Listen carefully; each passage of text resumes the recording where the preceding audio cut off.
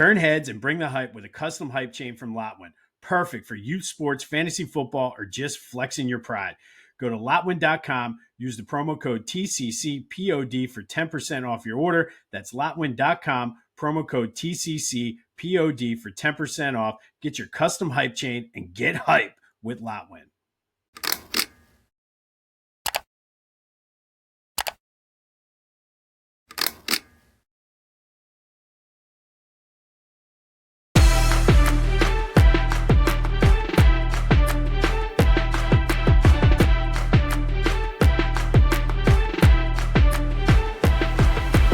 What's up, everyone? Welcome to this day in Philly Sports History for September 18th, 2025. I'm your host, Jim Montgomery. Welcome to a Thursday edition of the podcast. A Football Thursday. Week 3 kicks off tonight. But first, we have some baseball to talk about, and not a good night for the Phils. Yeah, you're going to have duds like this every now and then, no matter how hot they're playing. 5-0, they lost. Blake Snell just completely dominated them, struck out 12. Phillies only managed 3 hits in this game.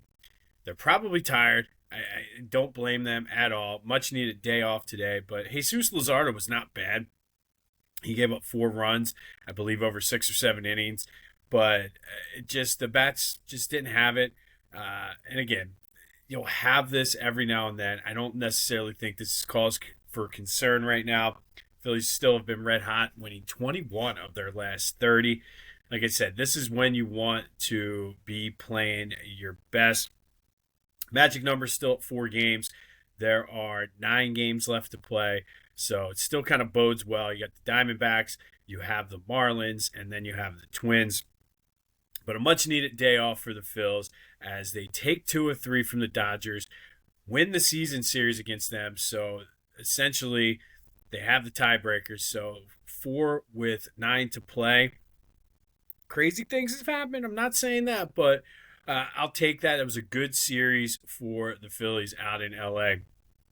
Now, Arizona, they almost never – Arizona, I feel like, is a lot like San Francisco for the Phillies, and I'm not basing this on any numbers, just sort of my eye test.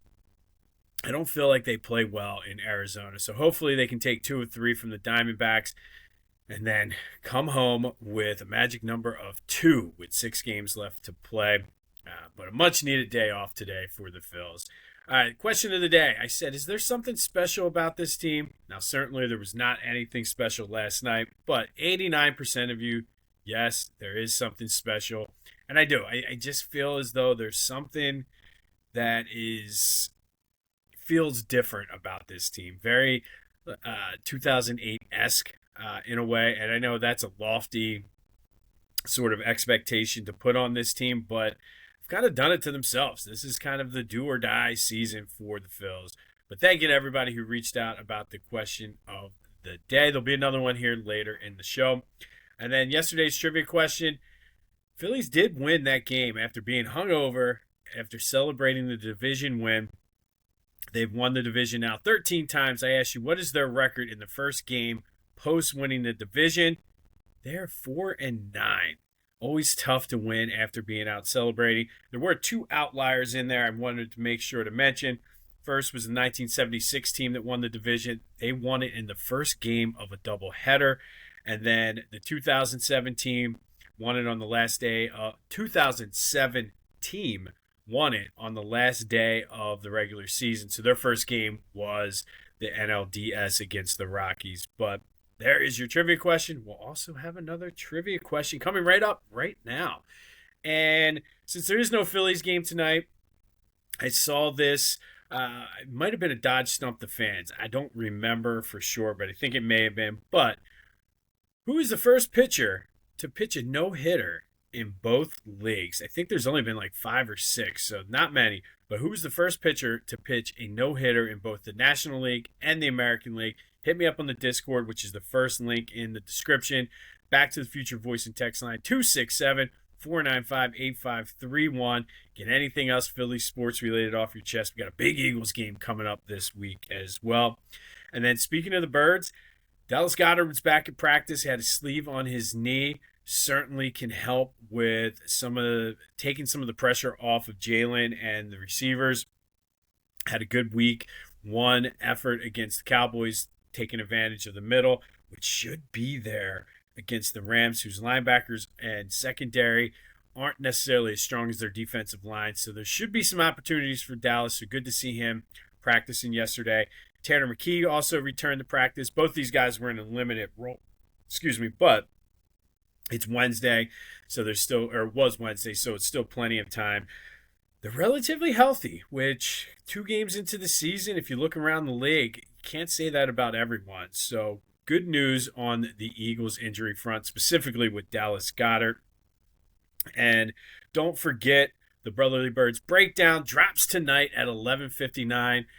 Kyle and I recap the Chiefs game, get you ready for the Rams game, give our predictions, our fantasy players to watch, all that other good stuff. That will drop later tonight. Best way is to subscribe to the YouTube channel, Jimbo_Mont. That way you'll be notified, but it is set to premiere at 11:59. All right, speaking of socials, did something yesterday, or I'm in the process of doing. Trying to get Philly Jimbo is all my socials, at least right now on Twitter and Instagram. TikTok is still, I reached out to a guy. It might be a little weird that I reached out to him, but I was like, hey, could you give me your username? If not, it'll probably be Philly_Jimbo. But Philly Jimbo is the new place to find me for all of my social media. So Twitter and Instagram. Also, you can find me on LinkedIn and Facebook as well. Be sure to spread the word as well as we try to grow this thing. Good things happening, whether it's here, the Brotherly Birds breakdown, and get your Philly sports fix without the hot takes. I noticed 97.5 is starting to use that as their thing, but I've been saying that for years. So, again, 97.5. I don't discriminate. If you want to bring me on, do a little This Day in Philly Sports History segment. Just saying. All right. Went over the trivia, but like I said, be sure to just spread the word. Like, subscribe, review, leave a comment, all that other good stuff. It helps us outsmart the algorithm. And we need, like I said, we need to take down these big corporations because I'm just a regular person like you. This Day in Philly Sports History is proud to be a part of the Clashing Conferences Sports Fan Network, a growing community of diehard fans turning their sports passion into something special. Whether you're looking for unique shows, want to launch your own podcast but don't have the time, or need production services, the ClashingConferences.com has everything you need. Explore fan-driven content, become a member, or tap into their media services to level up your brand. That's ClashingConferences.com, where fans' voices get heard.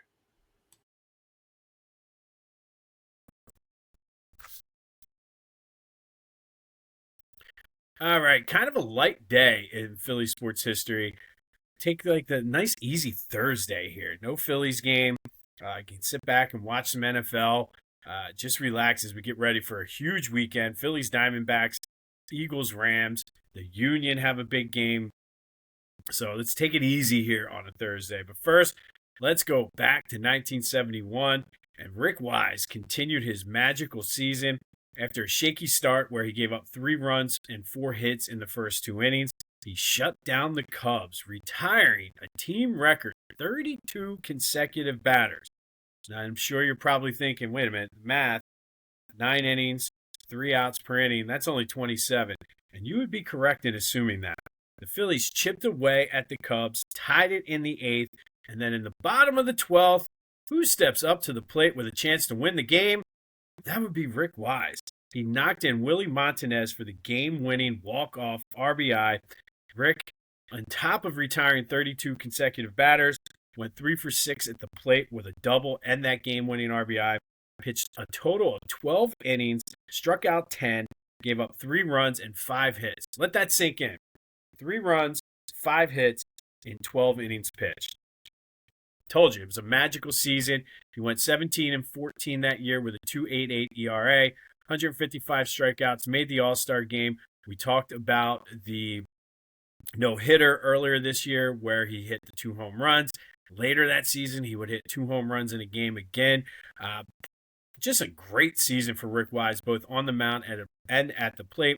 Hit 237 with had 6 hits, or 6 home runs, homered twice in a game, 2 times. So 4 of those 6 came in the same game. 15 RBI, 2 doubles, and a triple. Rick Wise just was on fire in 1971. And as I like to always say, the Phillies rewarded him by trading him to the St. Louis Cardinals for Steve Carlton that offseason. And then we're going to fast forward to 2005. The Eagles bounced back after losing to the Falcons to open the season. If you remember that game, that's when Ike Reese baited Jeremiah Trotter into getting thrown out of the game. But the Eagles bounced back with a 42-3 win at the Link over San Francisco. And man, we talked about this last week, but what could have been with this team? Donovan McNabb threw for 342 yards and 5 touchdowns. I remember this game because we were just like, we're beating traffic. We left at halftime.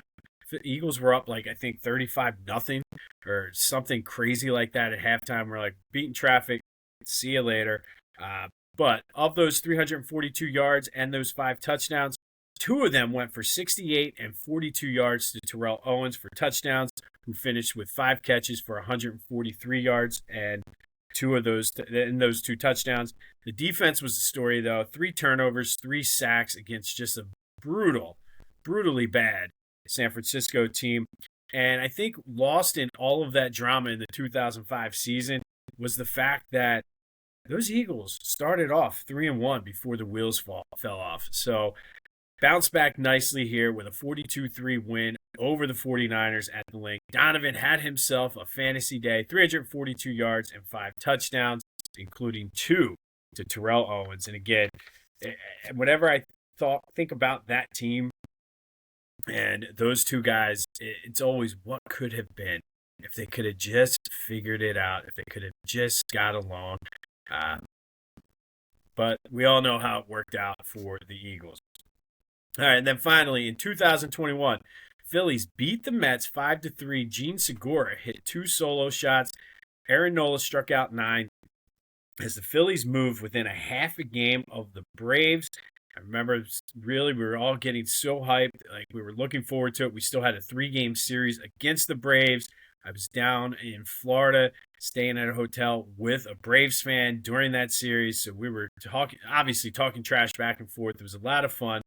Unfortunately for the Phils, they would lose 8 of their next 14, including being swept by the Braves, who also got hot and won 12 of 15 down the stretch. And I believe Atlanta did win the World Series that year, unfortunately. But that happened on this day in 2021, the closest the Phillies came to winning the division. We know they would get hot and make the playoffs, though, the next year. All right, today is Thursday. That means it's time for Throwback Thursday. And we're going to throw it back to the 94 Eagles right now. And on this day, back in 1994, Eagles beat the Packers 13-7 to improve to 2-1 heading into their bye week. And man, what a fun season for at least the first half that was. They came out of the bye, went out to San Francisco and throttled the 49ers 40-8. And I think we all started to believe, because they were the defending champs, or the Super Bowl favorites. The Cowboys were the defending champs. In 94, the Niners won that season. So the future Super Bowl champs, the Eagles beat 40-8. And I just remember they absolutely dominated them. They would move to 7-2 on the season after spoiling Buddy Ryan's return to Philadelphia as head coach of the Cardinals. And then we all know how it played out from there. The wheels absolutely fell off. We touched on this back in 2023 when the Eagles were going through their downward spiral. It seemed like for the Eagles in 1994, after going 7-2, it just, nothing could go right. And the more it spiraled, the worse it got. 94 was Jeffrey Lurie's first year owning the team. Wasn't going to have it. So fired Rich Kotite at the end of the season. But some key plays or key moments from that season, other than the absolute epic collapse. Herschel Walker became the first player in NFL history to have a 90-yard run, a 90-yard pass, and a 90-yard kickoff return in the same season. William Fuller, who was a free agent acquisition that offseason, 9.5 sacks, including a team record 7 consecutive games with a sack.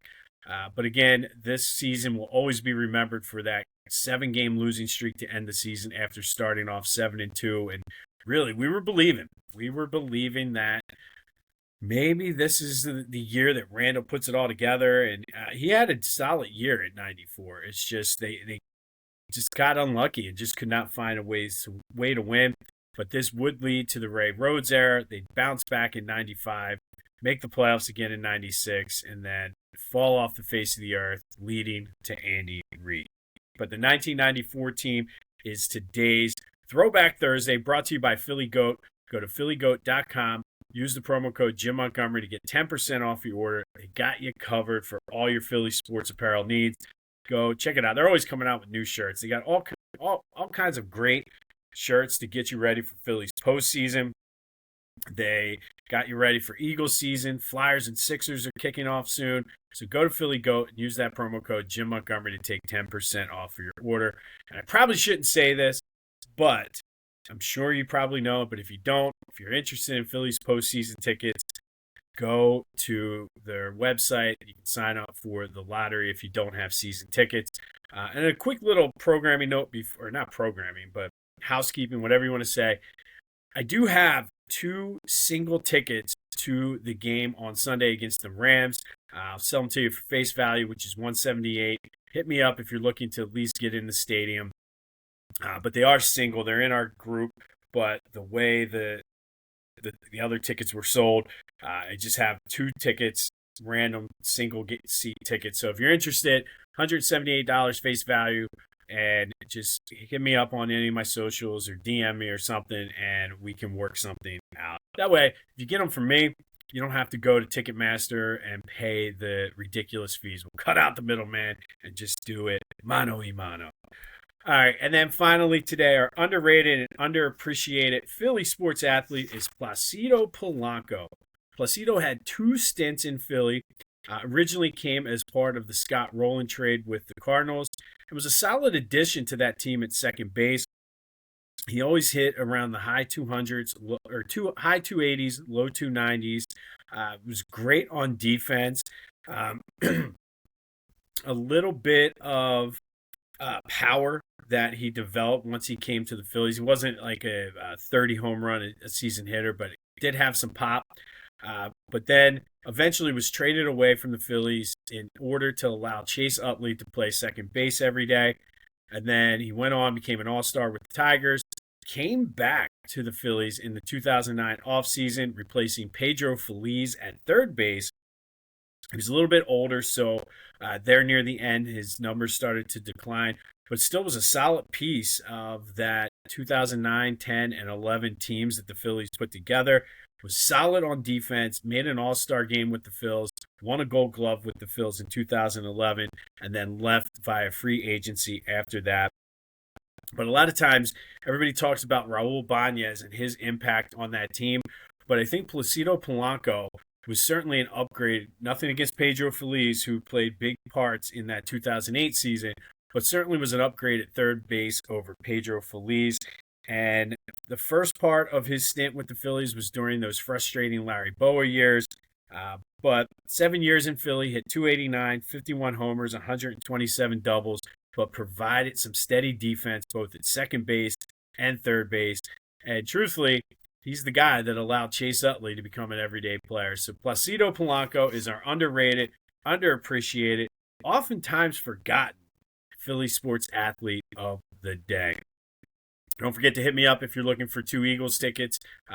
They're near each other, so if you need to go with 2, we can work something out with the seating arrangements or whatever. But hit me up.